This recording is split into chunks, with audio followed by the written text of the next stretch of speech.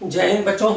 तो IUPAC naming को खत्म करने के बाद अब हम लोग बात करेंगे आइसोमेरिज्म के बारे में। तो आइसोमेरिज्म में एक इम्पॉर्टेंट यूनिट है। आइसोमेरिज्म दो हिस्से में बटा हुआ है, स्ट्रक्चरल और स्टीरियो। इसमें जो स्ट्रक्चरल वाला हिस्सा है ये हमारे सिलेबस में इंक्लूड है, तो इस पे हमको विशेष काम करना पड़ेगा।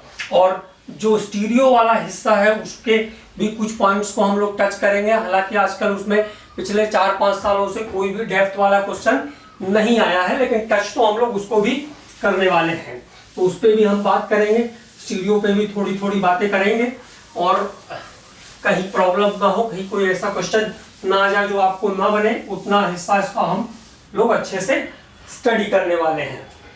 ठीक है, तो आइसोमेरिज्म के बारे में हम लोग आज डिस्कस करेंगे। यूपीएससी में आप लोगों को क्या करना है, प्रीवियस ईयर के क्वेश्चंस लगाना है। जब आइसोमेरिज्म भी हो जाएगा तो मैं आइसोमेरिज्म और आईयूपीएससी दोनों के प्रीवियस ईयर के क्वेश्चन एक बार आपको सॉल्व करके भी दूंगा सब। ठीक है, तो चलिए स्टार्ट करते हैं। आइसोमेरिज्म, आइसोमेरिज्म हिंदी में इसको कहते हैं समावयवता। आइसोमेरिज्म क्या होता है, तो organic compounds have same molecular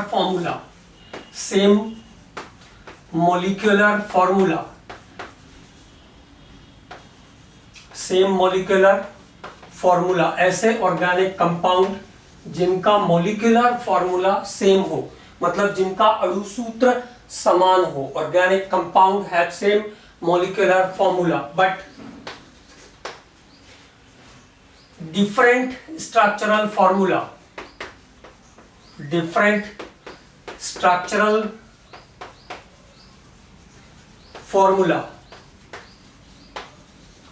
ऐसे ऑर्गेनिक कंपाउंड जिनका अणुसूत्र समान हो परंतु संरचना सूत्र भिन्न भिन्न हो। Organic compound have same molecular formula but different structural formula.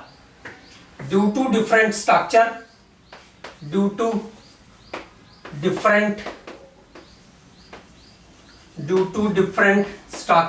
और संरचना सूत्र के भिन्नता के कारण, due to different structure, compounds having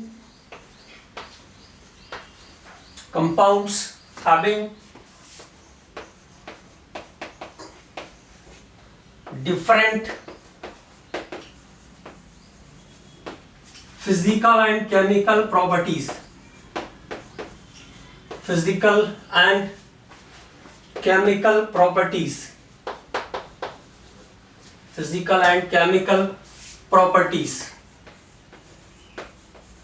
मतलब संरचना के भिन्नता के कारण उनके भौतिक और रासायनिक गुण भिन्न भिन्न होते हैं। Organic compound have different structural formula due to different structure, compounds having different physical and chemical properties. It is known as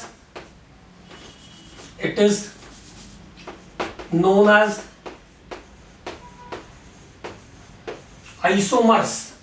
इन्हें हम समावयवी कहते हैं। It is known as isomers and this phenomenon is known as isomerism.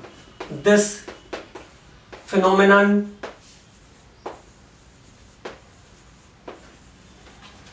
is known as isomerism. This phenomenon is known as isomerism. तो एक बार definition को याद कर लीजिए। Organic compounds have same molecular formula, ऐसे कार्बनिक यौगिक जिनके अणुसूत्र समान होते हैं, but have different structural formula, लेकिन उनकी संरचना सूत्र भिन्न भिन्न होते हैं। Due to different structure, compounds having different physical and chemical properties. संरचना सूत्र के भिन्नता के कारण इनके भौतिक और रासायनिक गुण भी भिन्न भिन्न होते हैं। It is known as isomer. इन्हें हम समावयवी कहते हैं और यह क्रिया समावयवता कहलाती है। This phenomenon is known as isomerism. ठीक है, तो ये आइसोमेरिज्म का डेफिनेशन हो गया। कभी कभी डेफिनेशन पे भी डायरेक्ट क्वेश्चन आ जाता है, तो ध्यान रखेंगे same molecular formula but different structural formula. अणु सूत्र समान होते हैं परंतु संरचना सूत्र भिन्न भिन्न होते हैं। Same molecular formula but different structural formula, ये इसका मेन थीम है। अब बात करते हैं टाइप्स ऑफ आइसोमेरिज्म के बारे में।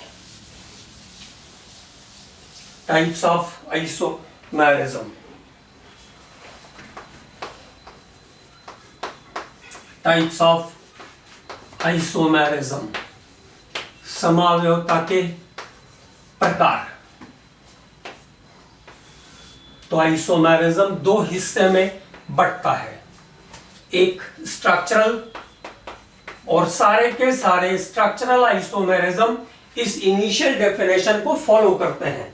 मतलब ये जो डेफिनेशन लिखा हमने, organic compound have same molecular formula, different structural formula due to different structure, compounds having different physical and chemical properties, ये definition structural isomerism पर लागू होती है। और दूसरा है स्टीरियो, स्टीरियोसोमेरिज्म कहेंगे पूरा। और स्ट्रक्चरल के जो टाइप्स हमें डिस्कस करने हैं वो है चेन आइसोमेरिज्म, पोजीशन आइसोमेरिज्म या पोजिशनल कह देते हैं, पोजिशनल। इसके बाद रिंग चेन, रिंग चेन के बाद फंक्शनल, फंक्शनल के बाद टॉटोमेरिज्म, टॉटोमेरिज्म के बाद मेटामेरिज्म, मेटामेरिज्म। तो ये है स्ट्रक्चरल के टाइप। स्टीरियोसोमेरिज्म फिर दो टाइप में डिवाइडेड रहता है। एक को हम कहते हैं कन्फर्मेशनल,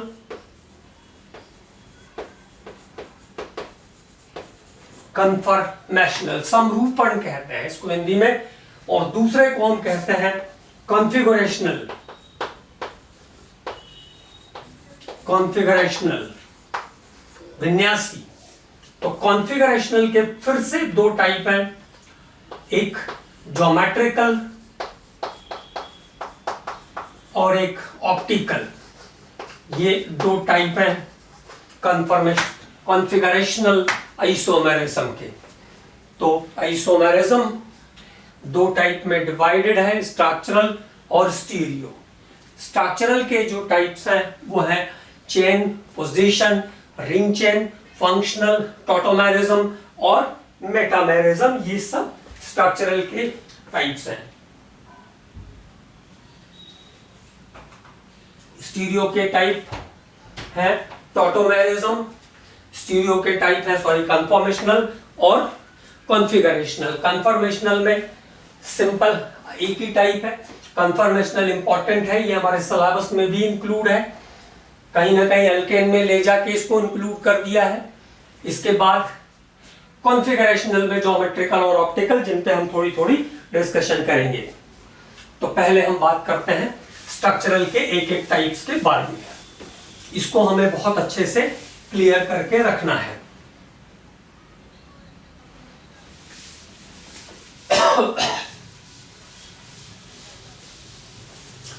तो स्ट्रक्चरल का पहला जो हमारा टाइप है वो है chain isomerism.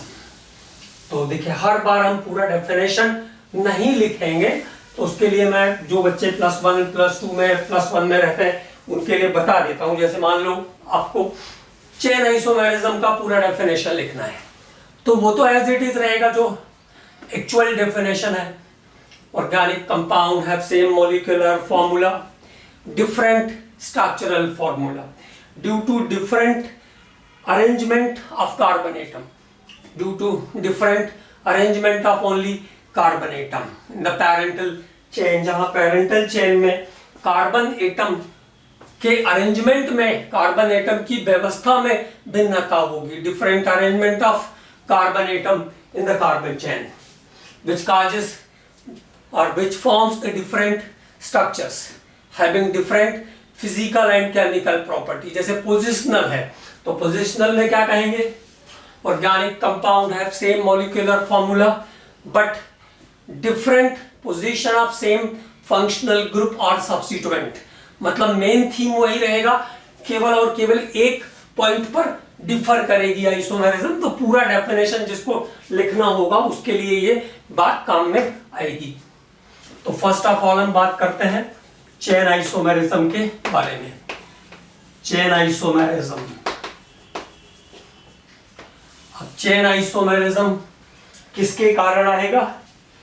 Differ only in the arrangement of carbon atom, differ only in the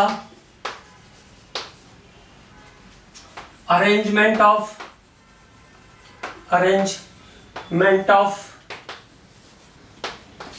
carbon atom, carbon परमाणु की व्यवस्था के भिन्नता के कारण उत्पन्न होगी। Differ only in arrangement of carbon atom forming the base chain, forming the base chain ऐसा भी हम कह सकते हैं। फॉर्मिंग द बेस चेन, जो बेस चेन है उसमें कार्बन एटम का अरेंजमेंट बदलेगा। और एक इंपॉर्टेंट बात से स्टार्ट करेंगे इसको। देखो सबसे पहला क्वेश्चन जो प्रीवियस टाइम आया वो ये आया था, पहला क्वेश्चन जो चेन से आया अभी प्रीवियसली वो ये था कि मिनिमम कितने कार्बन एटम का अल्केन चेन आइसोमेरिज्म शो करेगा। तो मीथेन में कार्बन का अरेंजमेंट चेंज हो नहीं सकता, इथेन में भी नहीं चेंज हो सकता, प्रोपेन में भी नहीं चेंज हो सकता। तो अगर अल्केन की बात करेंगे तो मिनिमम कितने कार्बन एटम का अल्केन चाहिए? 4 कार्बन एटम का। एल्कीन भी 4 कार्बन एटम का चेन आइसोमेरिज्म शो करता है, जबकि अल्काइंस में चाहिए 5 carbon minimum chain isomerism show करने के लिए। तो हम अपनी बात को यहीं से शुरू करते हैं, एक नोट लगाते हैं।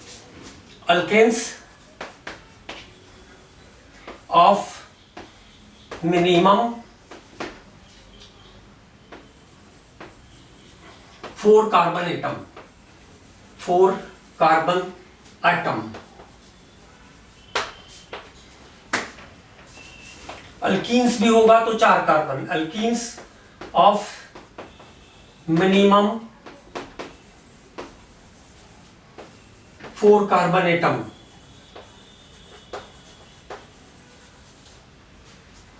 and alkynes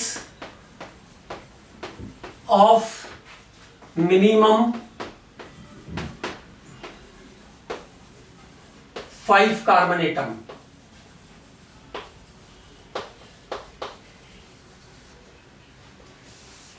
Show the chain isomerism.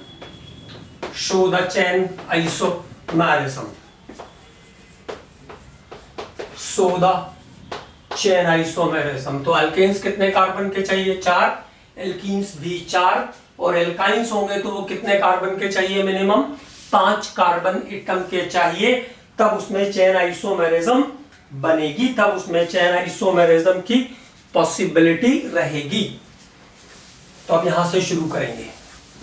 अब एक एक करके जो चीजें आ सकती है उनको डिस्कस करते हैं। अब आपको एक बात पता चल गई कि कम से कम 4 कार्बन का एल्केन होना चाहिए चेन आइसोमेरिज्म को शो करने के लिए।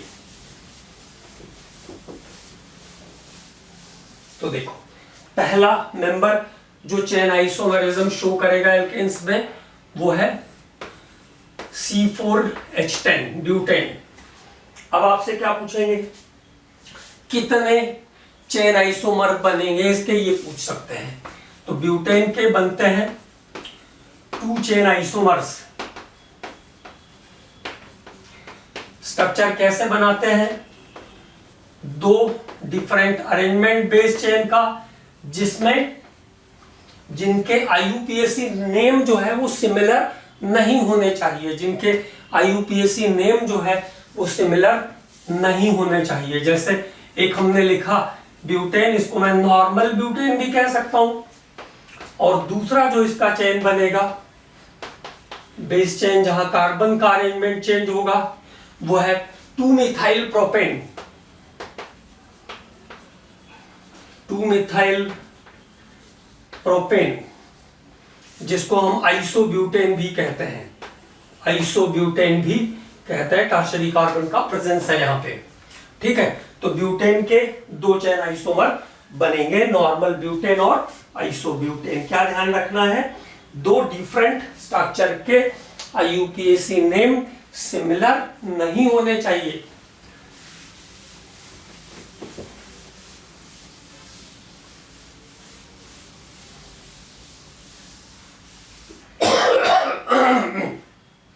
ब्यूटेन के बाद पेंटेन, C5H12। तो पेंटेन के नंबर याद रखना है पहले, 3 चेन आइसोमर्स, ब्यूटेन के 2, पेंटेन के 3 चेन आइसोमर्स। 3 चेन आइसोमर्स बनते हैं पेंटेन से। पेंटेन के कितने चेन आइसोमर बनेंगे? 3। पहला स्ट्रेट चेन वाला C5H12 का कॉन्स्टिट्यूएंट है 5 कार्बन 12 हाइड्रोजन, न इससे कम न इससे ज्यादा। Different IUPAC names of the carbon chains. तो पहला नॉर्मल पेंटेन,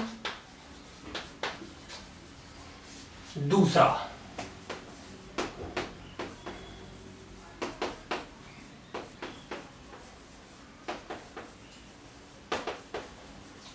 मिथाइल ब्यूटेन,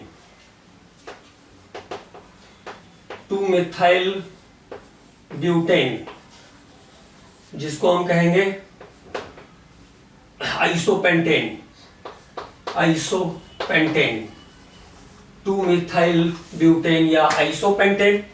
और इसका तीसरा जो स्ट्रक्चर आएगा वो है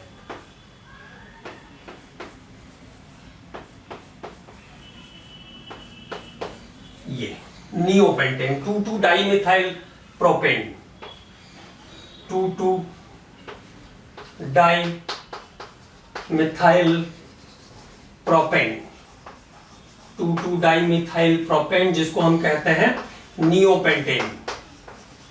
तो ब्यूटेन के 2 चेन आइसोमर, पेंटेन के 3 चेन आइसोमर बनेंगे। नंबर भी ध्यान रखना है और स्ट्रक्चर भी ध्यान रखना है। अब इसके बाद बात करते हैं हम हेक्सेन की। देखिए, ऐसा क्वेश्चन होता है जिसका 40 से 50 सेकंड में आंसर दिया जा सके, मतलब स्ट्रक्चर बना करके भी आपको 40 से 50 सेकंड में आंसर क्लियर करना है। तो ऐसा कह नहीं सकते कि डेकेन के बनाओ, क्योंकि डेकेन के तो बनेंगे 60-65 स्ट्रक्चर बनेंगे, तो वो तो कह नहीं सकते आपसे। तो पॉसिबिलिटी भी देखनी पड़ती है यहाँ पे। अब हेक्सेन, C6H14, हेक्सेन में देखो 5 चेन आइसोमर्स, 5 चेन आइसोमर्स बनेंगे कुल हेक्सेन के, 5 चेन आइसोमर्स। पहला स्ट्रक्चर नॉर्मली हम बना लेंगे,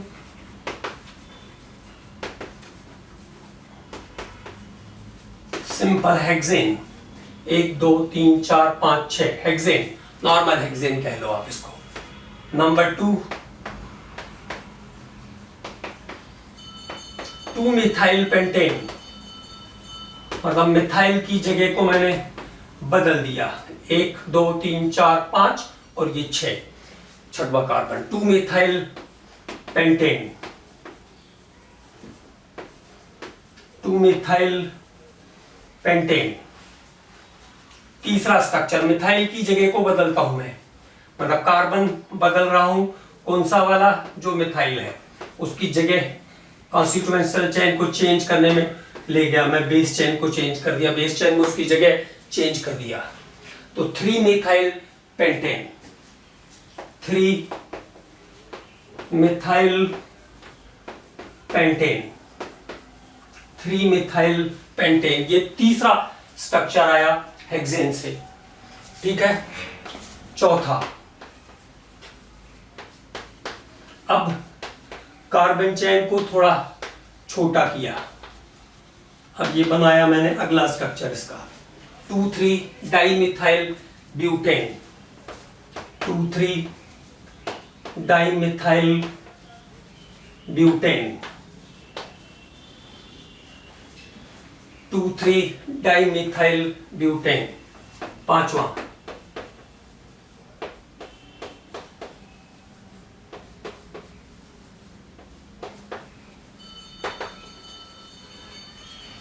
2,2 dimethyl butane. 2,2 dimethyl butane. 2,2 dimethyl butane. Basically आपको नंबर याद रखने हैं, तो ब्यूटेन से 2, पेंटेन से 3 और हेक्सेन से 5। और सबसे छोटा मेंबर जो एल्केन का है कार्बन चेन वाला, वो ब्यूटेन, जो कि चेन आइसोमेरिज्म शो करेगा। ये वाली बात याद रखनी है। तो ब्यूटेन से 2, पेंटेन से 3 और हेक्सेन से बनेंगे कुल 5 chain isomers.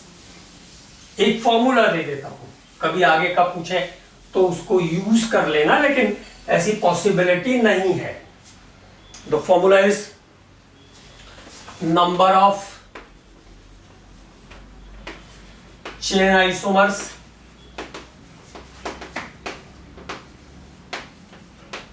From alkane. Specific है, मतलब that is 2 to the power n-4 plus 1।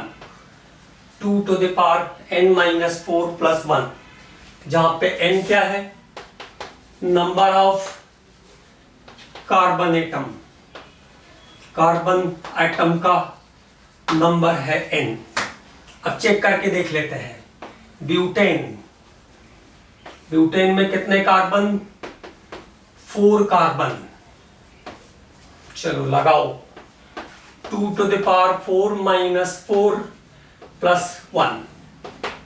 4 minus 4 कितना हो गया? 0। 2 का पावर 0 कितना होता है? 1। 1 plus 1 कितना आ गया? 2। मतलब हमारा आंसर सेटिस्फाइड हो रहा है। पेंटेन C5H12, तो n की वैल्यू कितनी हो गई? 5। 2 का पावर 5 माइनस 4 प्लस 1। चलो यूज करते हैं। 5 माइनस 4 कितना आया? 1। 2 का पावर 1 कितना हुआ? 2। 2 प्लस 1 कितना हुआ? 3। तो 3 चेन आइसोमर्स आएंगे पेंटेन से। मतलब फॉर्मूला इज करेक्ट, फॉर्मूला सही है, फॉर्मूला सैटिस्फाइड हो रहा है। ठीक है, तो ये चेन आइसोमर्स निकालने के का एक फॉर्मूला हो गया। अब आगे बात करते हैं कि और कैसे हम चेन आइसोमेरिज्म को चेक करेंगे। तो एल्कीन कितने कार्बन का चाहिए चेन के लिए? 4 कार्बन का।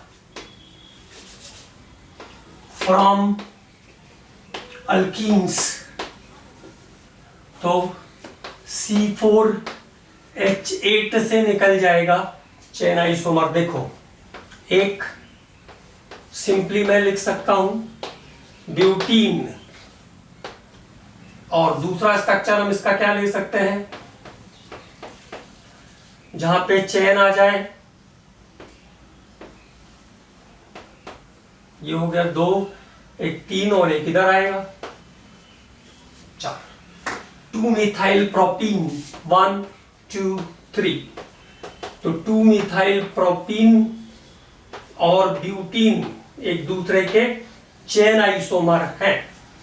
बेस चेन में कार्बन का अरेंजमेंट चेंज हो रहा है। ठीक है, अल्काइंस होंगे तो मिनिमम कितने कार्बन चाहिए? 5 चाहिए, ये ध्यान रखना। और ऐसा नहीं है कि फंक्शनल ग्रुप में चेन आइसोमेरिज्म नहीं आएगी, फंक्शनल ग्रुप्स में भी चेन आइसोमेरिज्म आ सकती है। जैसे मैंने कहा, देखो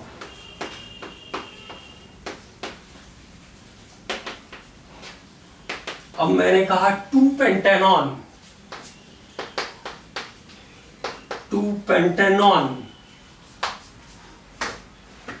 इसके बाद मैंने कहा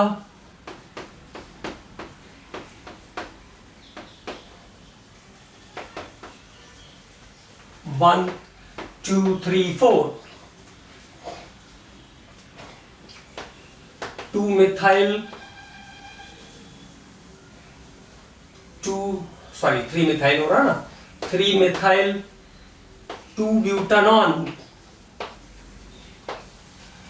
3 मिथाइल 2 ब्यूटानॉन। तो ये एक दूसरे के चेन आइसोमर हैं, क्योंकि यहां पे देखो स्ट्रेट चेन है और यहां पे ब्रांच चेन है, जबकि फंक्शनल ग्रुप यहां से भी 2 पे था और यहां से भी 2 पर है। तो फंक्शनल ग्रुप में भी चेन आइसोमरिज्म की पॉसिबिलिटी रहती है, ये कंफ्यूजन नहीं होना चाहिए। अब देखिए अगला स्ट्रक्चर देखते हैं। अब जैसे मैंने कहा कई बार ऐसे स्ट्रक्चर रहते हैं जस्टिफाई करने में दिक्कत होती है। जैसे ये स्ट्रक्चर एक बार आया, इथाइल साइक्लोहेक्सेन, इसका चेन आइसोमर क्या बनेगा?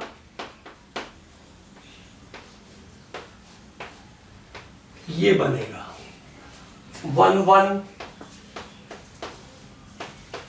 Dimethyl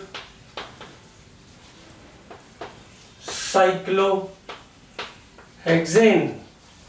1,1 dimethyl cyclohexane. तो ये सिचुएशंस कहलाती है चेन आइसोमेरिज्म, इसको हम कहते हैं चेन आइसोमेरिज्म। अब बात करते हैं पोजिशनल की।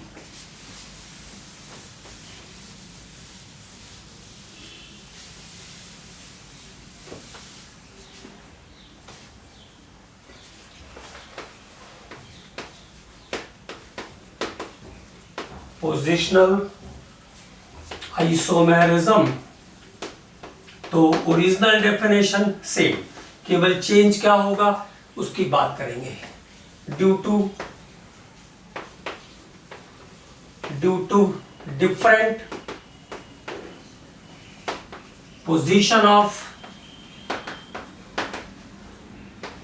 Of same functional group, same functional group और सब्स्टिट्यूएंट, जहां पे सेम मतलब एक ही क्रियात्मक समूह की स्थिति बदल जाएगी, पोजीशन बदल जाएगी, या सब्स्टिट्यूएंट की पोजीशन बदल जाएगी, प्रतिस्थापक की स्थितियां बदल जाएगी, उसको हम कहेंगे पोजिशनल आइसोमेरिज्म। एग्जाम्पल देखते हैं। तो it is about positional isomerism. तो पोजिशनल आइसोमेरिज्म को अब देखते हैं इसके examples. Positional, different position of same functional group, और changing in position of substituents, changing in position of substituents, जहां सब्स्टिट्यूएंट्स की पोजीशन चेंज होगी।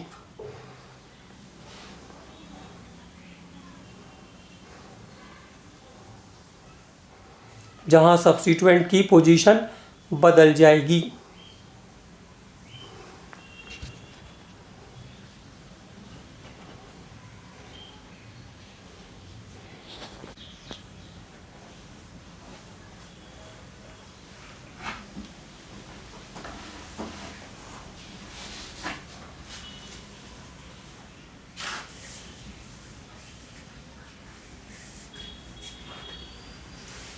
एक एक करके इसके एग्जाम्पल्स हम लोग देखते हैं, क्या क्या चीजें हैं इसमें, इसकी बात करते हैं। नंबर 1 देखो, जैसे मैंने कहा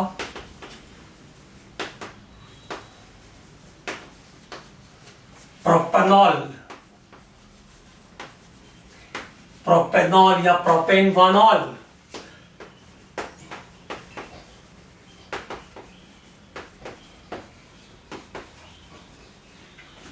2 प्रोपेनॉल, तो प्रोपेनॉल और 2 प्रोपेनॉल क्या हुआ, अल्कोहल OH ग्रुप का पोजीशन बदल गया, OH ग्रुप का पोजीशन बदल गया, तो ये पोजिशनल आइसोमेरिज्म है। अब किसी भी अल्कोहल वाले स्ट्रक्चर को आप ले सकते हो। अगला देखो, एक और ले लेते हैं, जैसे मैंने कहा ब्यूटानॉल, ब्यूटानॉल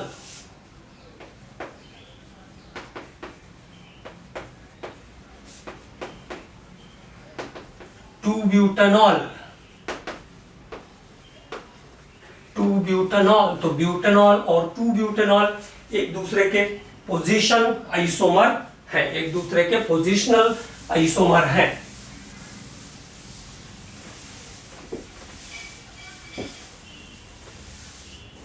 आगे बात करते हैं।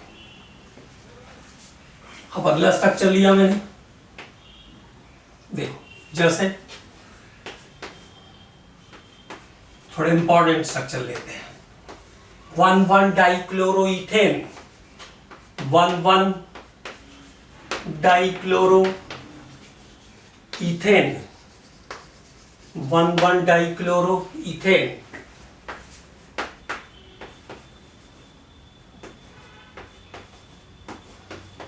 1,2 डाइक्लोरोइथेन, 1,2 डाइक्लोरोइथेन एक दूसरे के साथ पोजिशनल आइसोमर है।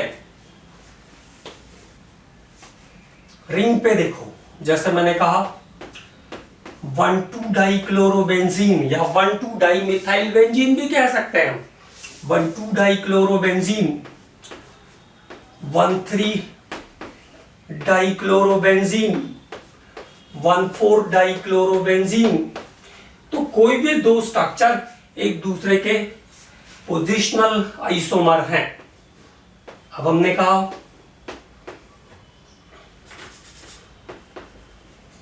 सेम ग्रुप होना चाहिए बस, 1,2 dimethyl benzene, 1,2 dimethyl benzene, 1,3 dimethyl benzene और 1,4 डाइमिथाइल बेंजीन। तो ये भी एक दूसरे के चेन पोजिशनल आइसोमर हैं, ये एक दूसरे के पोजिशनल आइसोमर्स हैं। अब दूसरा रिस्पेक्ट देखते हैं।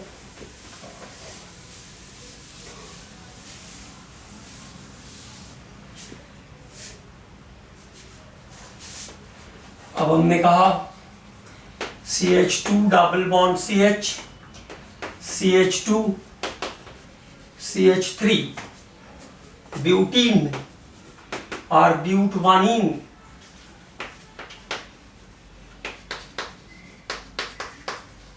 ब्यूटटूइन,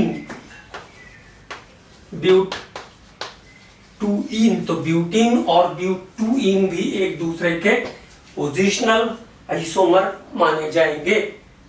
इसी तरह अल्काइन में भी हो जाएगा, अल्काइंस में भी H सेम एज आ जाएगा, अल्काइंस में भी H सेम एज आ जाएगा। ठीक है,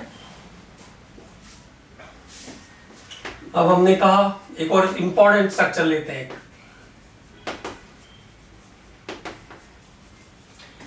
1, 2, 3, ये कहलाता है मेथॉक्सी ग्रुप। तो मेथॉक्सी प्रोपेन 1 को क्लासिफाई करना जरूरी नहीं रहता है, 1 मेथॉक्सी प्रोपेन भी कह सकते हैं।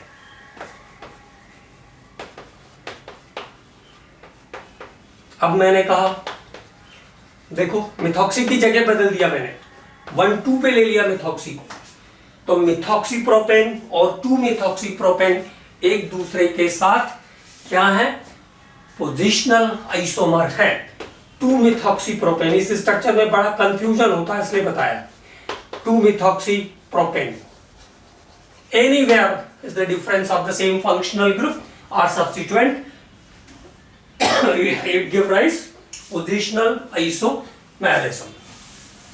तो मिथॉक्सी प्रोपेन और 2-methoxypropane भी एक दूसरे के पोजिशनल आइसोमर कहलाते हैं। अब बात करते हैं रिंग चेन पर। Ring chain isomerism, ring chain isomerism Hindi में कहेंगे वलय श्रृंखला, मतलब एक ओपन चेन एंड एक close chain, one open chain and one clause chain. तो पहला इंपॉर्टेंट स्ट्रक्चर हम लोग लेते हैं, जनरल फॉर्मूला CnH2n। CnH2n वाला जो जनरल फॉर्मूला है आपका,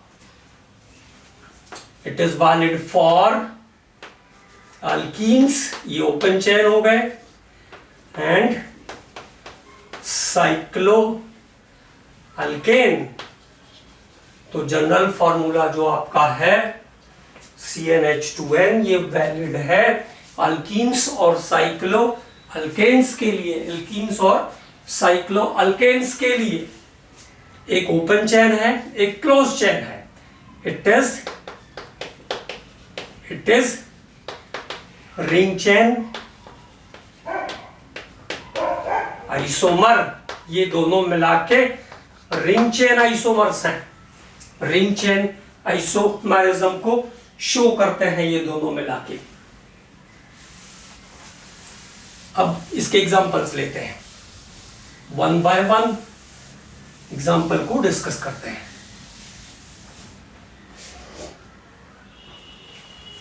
तो पहला एग्जांपल देखो, जैसे मैंने लिया C3H6 CH2 double bond CH single bond CH3 propene, और क्लोज चेन स्ट्रक्चर्स का क्या बनेगा, the minimum 3 carbon atom form close chain cyclopropane. तो प्रोपीन और साइक्लोप्रोपेन एक दूसरे के रिंग चेन आइसोमर हैं। C4H8, अब सिंपली ब्यूटीन और साइक्लोब्यूटेन, ब्यूटीन और साइक्लोब्यूटेन। C5H10 पेंटीन और साइक्लोपेंटेन। C6H12 हेक्सीन और साइक्लोहेक्सेन, ये भी एक दूसरे के रिंग चेन आइसोमर है। ओपन चेन और क्लोज चेन स्ट्रक्चर जिस कंपाउंड के बनेंगे वो एक दूसरे के रिंग चेन आइसोमर होंगे। इसमें हेट्रोएटम की सिचुएशन भी आ सकती है, ऐसा नहीं कि हेट्रोएटम कभी आ ही नहीं सकता, हेट्रोएटम भी आता है। एक एग्जांपल उसका हम ले लेते हैं, जैसे हमने कहा C3H6O, C3H6O, ये एक हेट्रोएटम हो गया C3H6O। तो C3H6O CH2 double bond CH CH2OH, गिन लो, 2 1 3 2 5 1 6। Allyl alcohol, allyl alcohol prop 2 in 1 all, allyl alcohol prop 2 in 1 all। और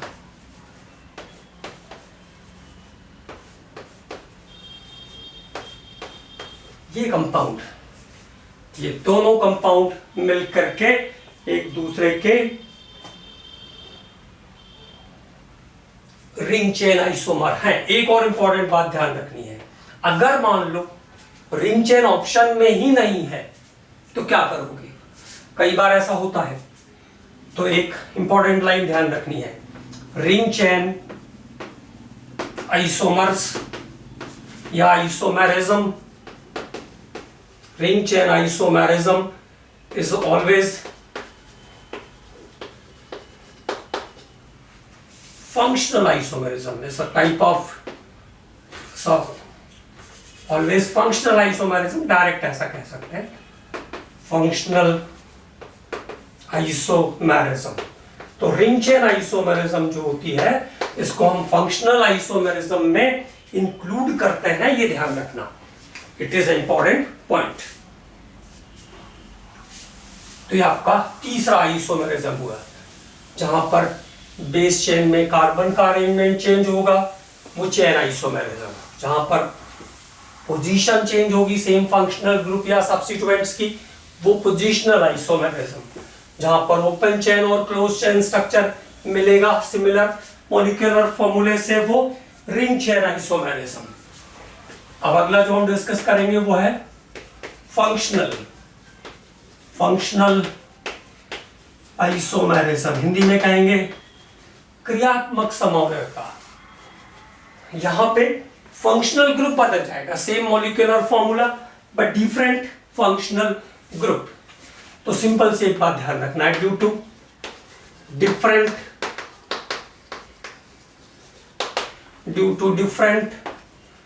functional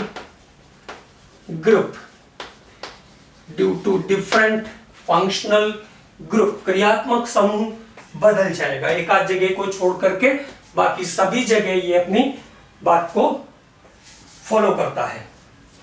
due to different functional group, जहां पे क्रियात्मक समूह की भिन्नता होगी। अब तीन जगह पे इसको हम फॉर्मूला वाइज लेते हैं, ताकि आपको स्ट्रक्चर ड्रॉ करने में आसानी रहे, ये इंपॉर्टेंट भी है। हाँ, तो पहली बात, इफ द फॉर्मूला मतलब molecular formula of given compound is according to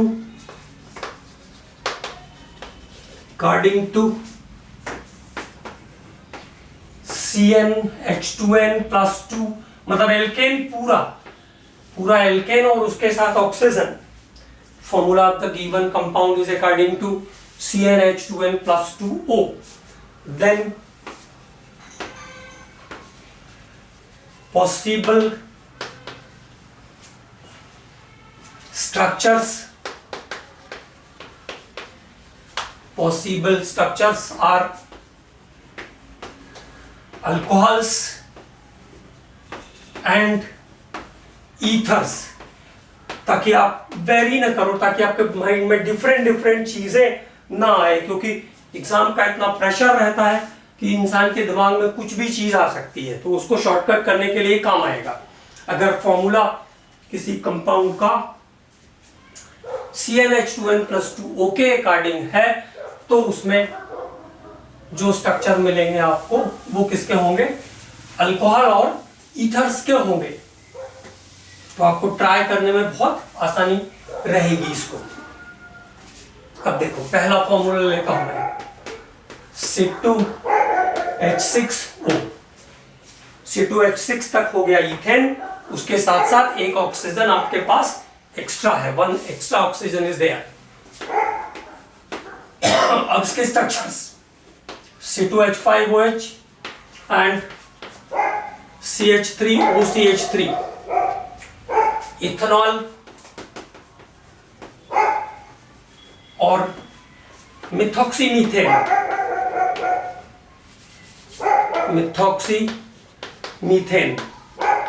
एक दूसरे के फंक्शनल आइसोमर है, इथेनॉल और मिथॉक्सीमीथेन एक दूसरे के फंक्शनल आइसोमर है।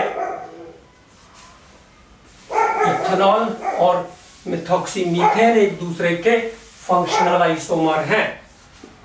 एक और फॉर्मूला यहां पे बहुत डिस्कस करना है मुझे, इंपॉर्टेंट, जिसमें डिफरेंट स्ट्रक्चर्स को डिस्कस करेंगे।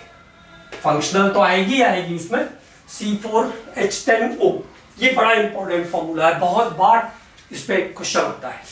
C4H10O, तो याद रखो, क्या क्या याद रखोगे, टोटल 7 स्ट्रक्चर इज पॉसिबल। इस कंपाउंड के टोटल 7 स्ट्रक्चर पॉसिबल हैं। Total 7 structure is possible. 4 alcohols and 3 ethers. तो पहले नंबर याद रख लो, 4 अल्कोहल वाले बनेंगे, 3 ईथर वाले बनेंगे। टोटल पूछ लिया तो कितने बनेंगे? 7 बनेंगे। 7 में से 4 अल्कोहल और 3 ईथर। 4 अल्कोहल और 3 ईथर।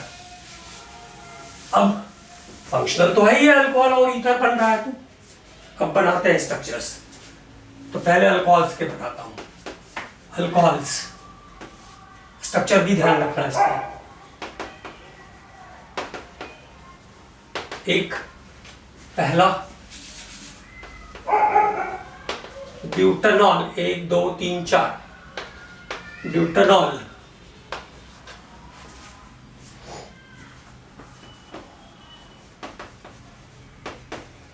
इसके बाद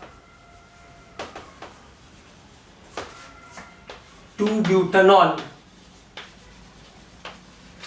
2 ब्यूटानॉल। देखो तीसरा 2 मिथाइल प्रोपेनॉल रहता है। 2 मिथाइल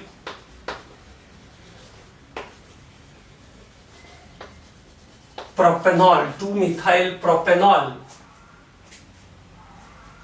तो ये अल्कोहल के इसके स्ट्रक्चर है। चौथा स्ट्रक्चर है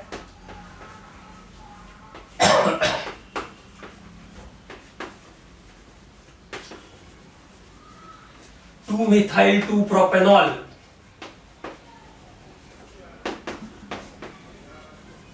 2 मिथाइल 2 प्रोपेनॉल, 2 मिथाइल 2 प्रोपेनॉल। तो ये 4 स्ट्रक्चर्स किसके हैं? अल्कोहल वाले हैं।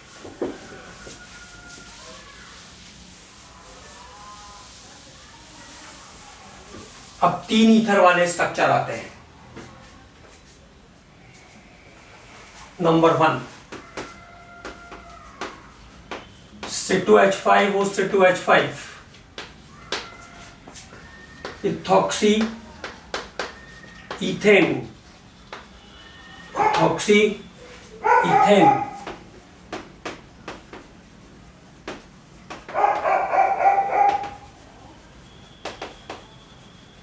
मिथॉक्सी प्रोपेन,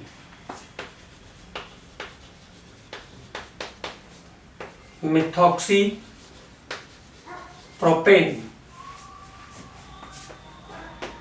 और तीसरा मैंने आपको बताया था मिथॉक्सी प्रोपेन का एक और आ जाएगा 2 मिथॉक्सी प्रोपेन, जहां पे मिथॉक्सी की जगह बदल जाती है। 2 मिथॉक्सी प्रोपेन, 2 मिथॉक्सी प्रोपेन। तो ये 3 ऐसे स्ट्रक्चर हैं जो ईथर वाले हैं। ये 3 ऐसे स्ट्रक्चर हैं जो ईथर वाले हैं इस कंपाउंड के। तो C4H10O एक इंपॉर्टेंट फॉर्मूला है, ध्यान रखना है। 4 अल्कोहल 3 ईथर, टोटल स्ट्रक्चर 7। अब second format, if the formula of given compound is according to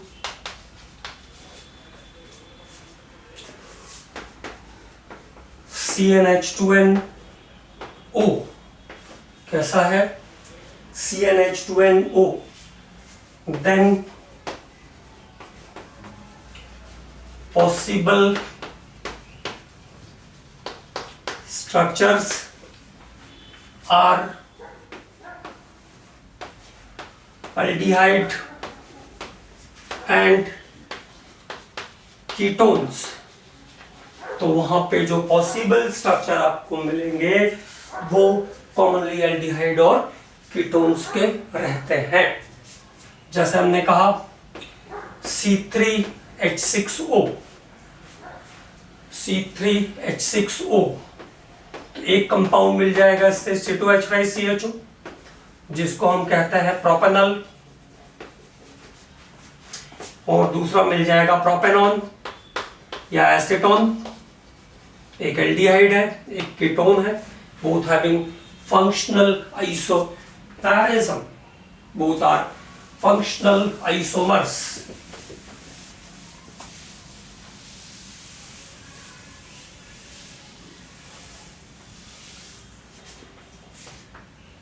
तीसरा formula, if the formula of given compound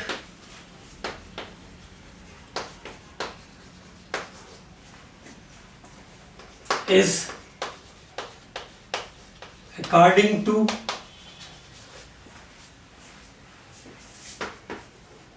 CnH2nO2, मतलब एल्कीन्स के जैसा फॉर्मूला हो और उसके साथ O2 हो, CnH2nO2, then possible structures are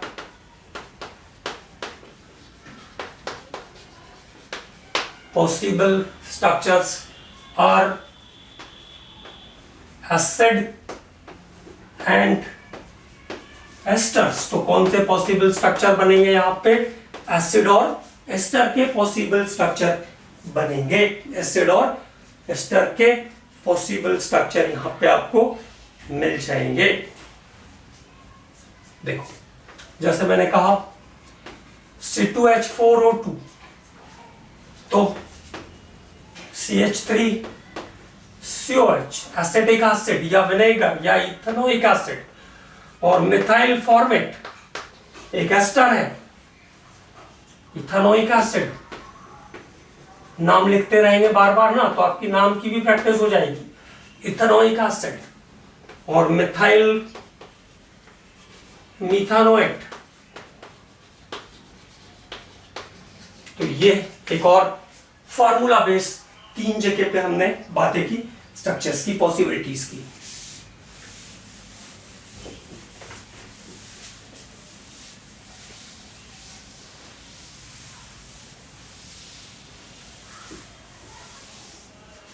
इसके बाद anywhere is the difference of the functional group. जैसे मैंने कहा मिथाइल साइनाइड फंक्शनल आइसोमर है मिथाइल आइसोसाइनाइड का, मिथाइल आइसोसाइनाइड का फंक्शनल आइसोमर है। CH3 CH2 CH2 NO2, it is nitropropane. किसका फंक्शनल आइसोमर है? Functional isomer of CH3 CH2 CH2ONO, methyl propyl nitrite. Propane nitrite भी बोल लूं मैं तो कोई दिक्कत नहीं, propane nitrite. Anywhere is the difference of functional group, is the functional isomer. एक और बात ध्यान रखना, primary secondary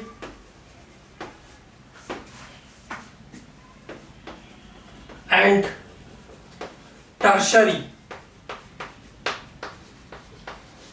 amines are functional isomer।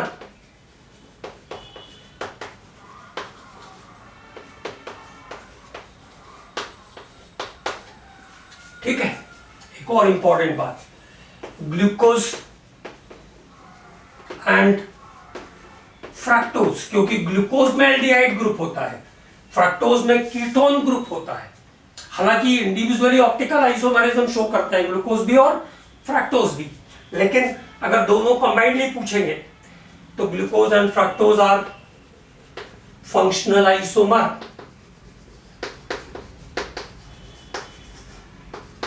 Structure आएगा कहीं ना कहीं अभी आगे।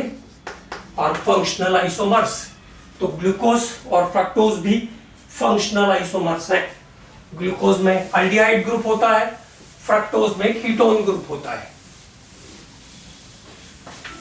अगली इंपॉर्टेंट बात, एक जगह पे जहां फंक्शनल ग्रुप नहीं है लेकिन उसको भी यूपीएससी फंक्शनल आइसोमेरिज्म मानता है, वो है alkynes and alkadienes are functional isomer.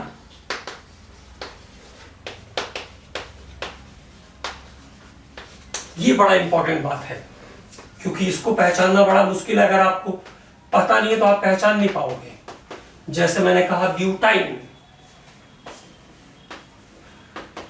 Butyne और फंक्शनल आइसोमर है इसका